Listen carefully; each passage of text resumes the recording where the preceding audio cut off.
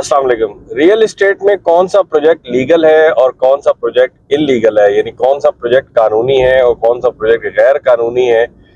अगर बिल्डर आपके पैसे लेके भाग जाए, बिल्ड किसी प्रोजेक्ट में आपने बुकिंग कराई और बिल्डर जो है वो भाग गया, फरार हो गया, तो उस सूरत में आप क्या कर सकते हैं। आज की वीडियो में हम इस पर बात करेंगे। मेरा नाम है नैयर अब्बास और आप देख रहे हैं रियल्टर ऑनलाइन। बहुत बहुत शुक्रिया मेरी वीडियो देखने के लिए, आपने टाइम निकाला। पहली बात करते हैं कि कौन सा प्रोजेक्ट लीगल है और कौन सा इलीगल है और इससे क्या फर्क पड़ता है। देखें, कराची में अगर हम बात करें तो कराची में हम उस प्रोजेक्ट को लीगल कहते हैं जो कि लीज हो, केडीए अप्रूव्ड हो, केडीए, एलडीए, एमडीए, ये सारे इदारे गवर्नमेंट के अप्रूव्ड हो, यहाँ से एसबीसीए का उसके पास एनओसी हो, तो ये प्रोजेक्ट हम कहते हैं कि ये लीगल है। और एक ऐसा प्रोजेक्ट जिसके अंदर जो है ये चीजें मौजूद ना हो तो उसको हम कहते हैं कि ये इलीगल है। लेकिन इससे एक आम आदमी को फर्क क्या पड़ता है, ये जानना बहुत जरूरी है। बहुत सारे ऐसे प्रोजेक्ट हैं जिनके अंदर एनओसी मौजूद होते हैं और उनके तमाम डॉक्यूमेंट भी पूरे होते हैं, लैंड के कागजात, हर चीज कंप्लीट होती है, लेकिन वो प्रोजेक्ट कभी भी तामीर नहीं हो पाते, कभी भी डिलीवर नहीं हो पाते। तो ऐसे प्रोजेक्ट्स के लीगल होने का कोई फायदा नहीं है। आमतौर पे हम क्या करते हैं कि हम पूछते हैं कि यार ये जो प्रोजेक्ट आप बता रहे हो इसका एनओसी है, तो वो आपको एनओसी दिखा देते हैं कि देखें ये जी एसबीसीए का एनओसी है। एसबीसीए के एनओसी में हम देखते हैं कि प्रोजेक्ट का नाम आ गया और एसबीसीए ऊपर लिखा हुआ आ गया, तो बस खत्म, एसबीसीए का एनओसी हमने देख लिया और हमारी तसल्ली हो गई। जबकि अगर आप एसबीसीए का एनओसी पढ़ें तो एसबीसीए के एनओसी में 4-5 बातें बड़ी खतरनाक किस्म की लिखी होती हैं, लेकिन हम में से कोई भी पूरा उसको पढ़ता नहीं है। उसमें सबसे पहले तो एक बात ये लिखी होती है कि ये जो एनओसी दिया जा रहा है, एसबीसीए की तरफ से जो एनओसी दिया जा रहा है, ये एनओसी जो इसने हमें पेपर दिखाए हैं प्रॉपर्टी के, उन पेपर्स को देखते हुए, इसकी जो लेआउट प्लानिंग की अप्रूवल है उसको देखते हुए ये एनओसी दिया जा रहा है। अगर उन पेपर्स में कोई मसला हुआ, उन पेपर्स में कोई डुप्लीकेशन हुई, कोई और मसला हुआ, तो हम ये एनओसी कैंसिल कर देंगे। इसके बाद एक शेक उसमें ये भी लिखी होती है कि अगर ये एनओसी जारी होने के बाद इस प्रोजेक्ट की जमीन में कोई मसला आ जाता है, कोई मालकाना हकूक में मसला आ जाता है, कोई दूसरा बंदा उठ के उसके ऊपर केस कर देता है कि ये जमीन मेरी है, इसकी नहीं है जिसने इसका एनओसी लिया है, तो भी हम क्या करेंगे, हम एनओसी कैंसिल कर देंगे। तो तीसरी चीज जो उसमें लिखी होती है खतरनाक, वो ये है कि इसमें ये भी लिखा होता है कि अगर ये बिल्डर जो है ये अपना प्रोजेक्ट जो है टाइम पे डिलीवर नहीं करता और अगर आपको ये लेट कर देता है या इसके कोई और कानूनी इसमें मसले मसाइल आ जाते हैं, तो हम एनओसी कैंसिल कर देंगे। तो मेरा सवाल सिर्फ इतना है कि एनओसी कैंसिल करने से एक आम आदमी जिसने उसके अंदर बुकिंग कराई है उसको क्या फायदा होगा। एनओसी आपने कैंसिल कर दिया, पहले आपने एनओसी दिया, उसके बाद आपने एनओसी कैंसिल कर दिया, तो जो एक आम आदमी है जिसने आपका एनओसी देख के बुकिंग करवा ली थी, उसको इसका क्या बेनिफिट होगा अगर आप एनओसी कैंसिल कर देते हैं। तो दूसरा जो हमारा आज का टॉपिक था वो ये था कि अगर किसी प्रोजेक्ट में आप बुकिंग कराते हैं और वो बिल्डर जो है वो आपके पैसे लेके भाग जाता है, प्रोजेक्ट को डिलीवर नहीं करता, तो उस सूरत में आप क्या कर सकते हैं। पाकिस्तान में उस सूरत में आप कुछ भी नहीं कर सकते। आप अदालत में जाएंगे, बहुत सारे लोग मिलके अदालतों में जाएंगे, केस करेंगे, केस चलते रहेंगे, बिल्डर जो है वो उस केस को जमानत ले लेगा उस केस में, और फिर वो जो है या तो मुल्क से बाहर चला जाएगा, या तो अव्वल तो वो पकड़े जाने से और केस होने से पहले ही बाहर चले जाते हैं, या फिर अगर पकड़े भी जाते हैं तो उनकी जमानत हो जाती है। जमानत होने के बाद फिर वो दोबारा से यही काम कर रहे होते हैं। तो पाकिस्तान में इस तरह का अनफॉर्चुनेटली कोई ऐसा कानून नहीं है कि उससे वो पैसे जो है वो रिकवर करा सकें। और जहाँ तक एनओसी की बात है, तो बहुत सारे प्रोजेक्ट ऐसे भी हैं जिनके पास एनओसी भी होता है और वो तकमील नहीं हो पाते और डिलीवर नहीं हो पाते, और बाज़ औक़ात ऐसा भी होता है कि जिनका एनओसी भी होता है लेकिन वो बन भी जाते हैं और बाद में गिरा दिए जाते हैं। ये सारी मिसालें कराची के अंदर, कराची के अवाम ने देखी हैं। तो इसमें फिर आगे सवाल ये पैदा होता है कि जनाब अगर ऐसी ही सूरत हाल है तो फिर एक बंदे को करना क्या चाहिए कि वो किसी भी प्रोजेक्ट में कोई प्लॉट खरीदे ना खरीदे, कोई किसी प्रोजेक्ट में अपनी कोई फ्लैट बुक करवाए ना करवाए, क्योंकि जितने भी कराची के अंदर प्रोजेक्ट चल रहे हैं वो सारे के सारे मिनिमम 4 से 5 साल का वादा करते हैं कि 4 से 5 साल में आप पेमेंट करें और आपको ये डिलीवर होंगे।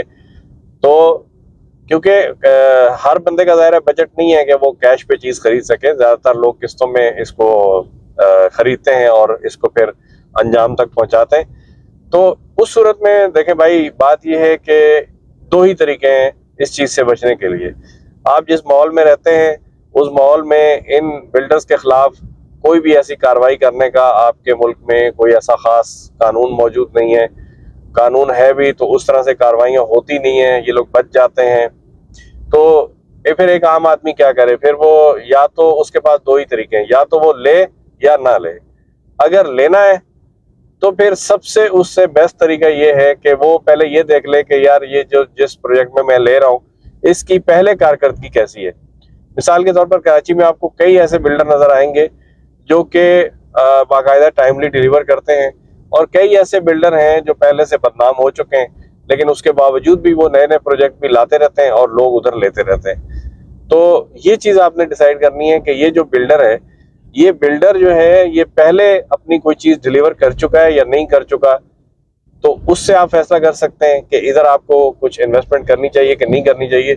दूसरी सूरत यह है कि बहुत सारे बिल्डर नए भी होते हैं, जिस तरह से फरहान अली वारिस सिटी हम आपके लिए लेकर आए, तो ये नया बिल्डर है, इसने पहले कोई ऐसा प्रोजेक्ट डिलीवर नहीं किया। लेकिन उस सूरत में फिर आपने बंदे की क्रेडिबिलिटी देखनी है कि बंदे की क्रेडिबिलिटी क्या है, कि आया फरहान अली वारिस सिटी जिसके नाम पे रखा गया है, फरहान अली वारिस जो है नोआ खान है, क्या वो इस क्रेडिट के काबिल हैं कि उनके ऊपर ट्रस्ट किया जा सके? अगर है तो आप ट्रस्ट करें, अगर आपको लगता है कि नहीं उसके ऊपर ट्रस्ट नहीं करना चाहिए तो नहीं करें। मतलब आप इस चीज से देखें कि जो बंदा इसको ऑन कर रहा है, जो बंदा इसको बेच रहा है, अगर realtor online Nayyar Abbas property वाला आपके सामने रियल्टर ये फरहान अली वारिस सिटी लेकर आ रहा है, तो आपने ये देखना है कि रियल्टर ऑनलाइन नैयर अब्बास फरहान अली वारिस सिटी के ऊपर अगर आपको कह रहा है कि आप आए फरहान अली वारिस सिटी में बुक कराएं, क्या आपको नैयर अब्बास पे ट्रस्ट करना चाहिए? अगर आपका दिल कहता है करना चाहिए तो आप इसमें बुक करवाएं। अगर आपका दिल कहता है कि नहीं, ट्रस्ट नैयर अब्बास जो है वो नाकाबिले भरोसा है, तो आप इसमें ना करवाएं। यही चीज है, क्योंकि अगर आप किसी भी डीलर से बुक करवाएंगे तो उसका आपने मुंह देखना है, उसको आपने देखना है कि आप ये काबिले भरोसा है कि नहीं है, और उसके ऊपर अगर आपको भरोसा है तो लाजमी बात है वो आपको ऐसी चीज पेश करेगा आपके सामने कि जो काबिले भरोसा होगी। टीवी इश्तहारात में या इस तरह के अननोन जो एडवर्टाइजिंग कंपेन्स होती हैं उसके ऊपर जाके आपको अगर बुक कराना है तो आप फिर उस बिल्डर की क्रेडिबिलिटी देखें कि वो बिल्डर कैसा है। क्योंकि पाकिस्तान में कोई भी प्रोजेक्ट होगा, अगर खुदा ना खास्ता वो खटाई में पड़ गया, अगर उसके अंदर कोई मसला आ गया तो फिर आप लोग भी खटाई में पड़ेंगे।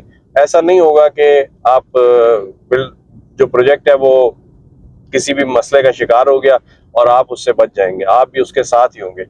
लेकिन अगर आप ये चीजें देख के लेंगे कि भाई बिल्डर जो है वो अच्छी किरदार का मालिक है, अच्छी क्रेडिबिलिटी है उसकी, जो प्रीवियसली उसने अच्छे प्रोजेक्ट पेश किए हैं, तो आप अच्छा आपके साथ हो सकता है। अगर आप अच्छे डीलर पे भरोसा करके लेते हैं तो आपके साथ अच्छा आपको बेनिफिट मिल सकता है।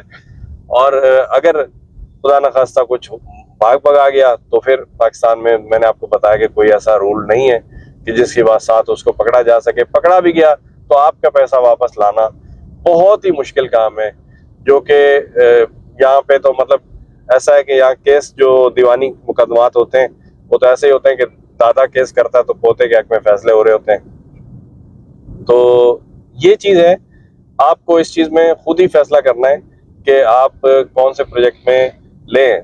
तो जहां तक हम शुरू में बात कर रहे थे कि कौन सा प्रोजेक्ट लीगल है और कौन सा इलीगल है, तो वो मैंने आपको बता दिया कि जो लीगल भी होते हैं, जिनके एनओसी मौजूद होते हैं, उसके अंदर भी एनओसी में ऐसी टर्म्स एंड कंडीशंस होती हैं कि वो आपके फायदे की नहीं होती। वो सिर्फ एक फाइलों का पेड़ भरा जाता है, वो कभी भी आपके हक में नहीं होती हैं। बहुत सारे लीगल प्रोजेक्ट भी आपने गिरते हुए देखे होंगे, बहुत सारे इलीगल प्रोजेक्ट भी आपने बनते हुए देखे होंगे। तो ये सारी की सारी जो बात है, ये सारी की सारी है एतमाद की। अगर आप एतमाद करते हैं उस बिल्डर के ऊपर जिससे आप ये चीज़ ले रहे हैं, उस डीलर के ऊपर जिसके थ्रू आप ले रहे हैं, तो आप लें। अगर आप एतमाद नहीं करते तो आप मत लें, क्योंकि पाकिस्तान में ऐसा कोई कानून नहीं है कि आपकी डूबी हुई रकम वापस दिला सके। और दूसरी बात आपको ये भी बता दूं कि पाकिस्तान में कोई बिल्डर आपको डिलीवर करेगा या नहीं करेगा, ये सिर्फ और सिर्फ उस बिल्डर की नीयत पे डिपेंड करता है। अगर उसकी बिल्डर की नीयत होगी कि वो आपको देना चाहता है तो वो आपको चीज मिलेगी। अगर उसकी नीयत नहीं होगी तो पाकिस्तान में कोई ऐसा ला नहीं है कि वो उसको करवा सके, क्योंकि एनओसी ने पहले ही लिख दिया है कि अगर नहीं देगा या डिले करेगा तो हम एनओसी कैंसिल कर देंगे। और सवाल फिर वही है कि एनओसी अगर कैंसिल हो जाएगा तो उससे उस बंदे को क्या फायदा होगा जिसने उसके अंदर बुकिंग कराई। ये है सारी सूरत हाल। ये मैंने इसलिए बात की कि बहुत सारे लोग, अभी मैंने बैरिया टाउन पे बात की थी तो लोग कह रहे थे कि बैरिया टाउन इल्लीगल है। मैं कहता हूं कि इल्लीगल है या लीगल है, इससे आपको क्या फर्क पड़ता है। आपको अगर वहां पे बनी बनाया घर मिल रहा है, अगर आपने उसने अगर आपको प्लॉट दे दिए कि आए यहाँ पे घर बनाएं, आप घर बना रहे हैं और आपके बच्चे उस घर में रह रहे हैं, तो लीगल इल्लीगल क्या हो गया भाई। बैरिया टाउन कभी गिरेगा नहीं, ये बात आपको बता दूं। बैरिया टाउन की जो भी लीगलिटी है वो सारी की सारी वो एक अलग इशू है, इस पे इंशाल्लाह फिर किसी दिन बात करेंगे। आज की वीडियो में इतना ही आपसे कहना था कि अगर आप किसी भी प्रोजेक्ट में पाकिस्तान के अंदर इन्वेस्टमेंट कर रहे हैं तो उस प्रोजेक्ट के जो बिल्डर है उनको देखें, उस प्रोजेक्ट का जो डीलर है उसको देखें, और फिर अल्लाह पे भरोसा करते हुए उसके अंदर इन्वेस्टमेंट करें। और दूसरा तरीका यह है कि फिर कहीं भी इन्वेस्टमेंट ना करें, घर पे रहें, अल्लाह अल्लाह करें और दुआ में याद रखें। पाकिस्तान जिंदाबाद।